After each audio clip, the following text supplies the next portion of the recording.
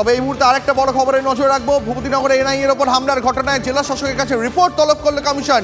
DGP, SP, কাঁথের SDPO সহ একাধিক police আধিকারিকের বিরুদ্ধে অভিযোগ করেন শুভেন্দু অধিকারী।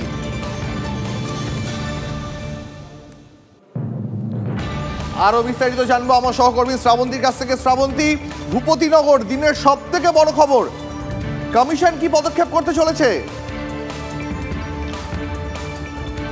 দেখো, আপাতত রিপোর্ট চাওয়া হয়েছে জেলা শাসকের কাছ থেকে। সবচাইতে বড় বিষয় হলো যে যেখানে দেখা গেল যে শাহজাহানের বাড়িতে যখন ইডি রেড করতে যাচ্ছিল সেই সময় ইডির আধিকারিকদের উপর হামলা ঘটে।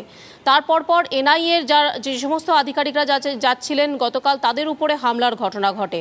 সাম্প্রতিক সময় দেখেছি আমরা যে বিশেষ পর্যবেক্ষক তিনি এসেছেন রাজ্যের শুধুমাত্র যে নির্বাচন সংক্রান্ত বিষয়গুলি কোথায় কোথায় হামলার ঘটনা যেমন তারা দেখছেন এই বিষয়টিও তাদের নজর এড়ায়নি। আজকে সকালবেলা ঠিক 12টা নাগাদ ডিজির সঙ্গে দেখা করতে চলে আসেন বিশেষ পর্যবেক্ষক। এই সংক্রান্ত বিষয় নিয়ে তাদের মধ্যে আলোচনা হয়ে থাকতে পারে এমনটাই মনে করা হচ্ছে। প্রায় 1 ঘন্টার দীর্ঘ বৈঠক, 1 ঘন্টা ধরে তিনি ভবানী ভবনে উপস্থিত ছিলেন। সেখানে তিনি বৈঠক করেন কেন এই ধরনের হামলা, যেহেতু ইতিমধ্যে নির্বাচনের নির্ঘণ্ট ঘোষণা হয়ে গিয়েছে, সমস্ত জায়গায় নির্বাচন কমিশনের একটা আওতায় চলে এসেছে, তাই এই সম্পর্কে আপাতত রিপোর্ট চাওয়া হয়েছে জেলা শাসকের কাছে। রিপোর্ট তলব করা হয়েছে, আজ বিকেলের মধ্যে ওই রিপোর্ট আসার পরে দিল্লিতে পাঠিয়ে দেওয়া হবে এবং তারপর উপযুক্ত পদক্ষেপ নেওয়া হবে। দীপ, তবে নিঃসন্দেহে বলা যায় রাজ্যে গতকালই যেখানে বিশেষ পুলিশ পর্যবেক্ষক চলে এসেছেন তিনি নিঃসন্দেহে এই ঘটনা অত্যন্ত গুরুত্ব সহকারে দেখবেন। অনেক ধন্যবাদ শ্রাবন্তী তোমাকে। আবার তোমার কাছ থেকে পরবর্তী আপডেট নেব। ভোটবঙ্গে ফের আক্রান্ত কেন্দ্রীয় এজেন্সি তদন্তকারীরা। সন্দেশখালী বনগার পর এবার ভূপতিনগরে বিস্ফোরণের মামলা তদন্তে গিয়ে আক্রান্ত 2 এনআইএ আধিকারিক। অভিযুক্তদের খোঁজ করার সময় এনআইএ আধিকারিকদের ঘিরে বিক্ষোভ। ভূপতিনগরের অর্জুনপুরে সন্দেশখালীর ধাঁচে মহিলাদের সামনে এগিয়ে দিয়ে বিক্ষোভ, বাঁশ লাঠি নিয়ে ঘেরাও। এনআইএ ও কেন্দ্রীয় বাহিনীকে লক্ষ্য করে ইট পাথর ছোঁড়ার অভিযোগ। ভেঙেছে এনআইএর গাড়ির কাঁচ। বিস্ফোরণে তদন্তে নেমে বলাই মাইতি ও মনোব্রত জানা এক তৃণমূল কর্মীকে আটক করেছে এনআইএ। ভোর রাতে অভিযান চালিয়ে গ্রেপ্তার করে এনআইএ।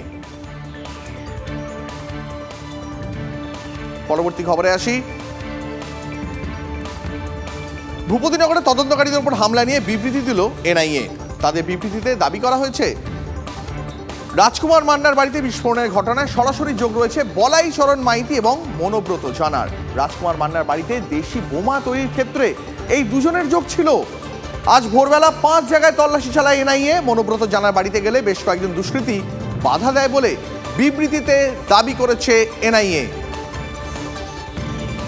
আর ভূপতিনগরের হামলার ঘটনায় জখম 2 এনআইএ আধিকারিকও। ভূপতিনগর থানায় অভিযোগ দায়ের এনআইএর।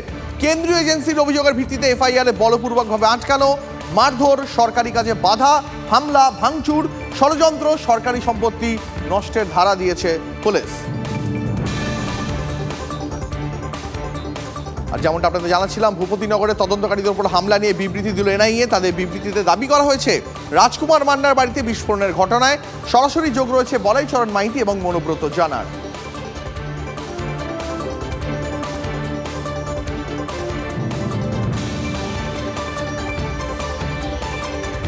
বড় হয়ে মহিলারা আক্রমণ করেছে, মহিলারা আক্রমণ করেছে। তখন কি দুজনকে ধরা হয়েছে? আমি এর বিষয়ে কিছু বলতে পারবো। আপনার গাড়িতে কয়জন অফিসার ছিল? আমার গাড়িতে কেউ ছিল না, আমার গাড়ি দূরে ছিল। কেন্দ্র বাহিনী ছিল? হ্যাঁ হ্যাঁ, কজন কেন্দ্র বাহিনী ছিল? 10 জন কেন্দ্র বাহিনী। ভূপতিনগরে বিস্ফোরণের তদন্তে গিয়ে হামলার মুখে এনআইএ। বলাই মাইতিকে আটক করে মনোব্রত জানার বাড়িতে পৌঁছতেই হামলার মুখে পড়েন তদন্তকারীরা। হঠাৎই মহিলা ও পুরুষ মিলিয়ে কয়েকশো লোক গ্রাম থেকে বেরিয়ে আসে। এনআইএর গাড়ি আটকে বিক্ষোভ দেখাতে শুরু করে।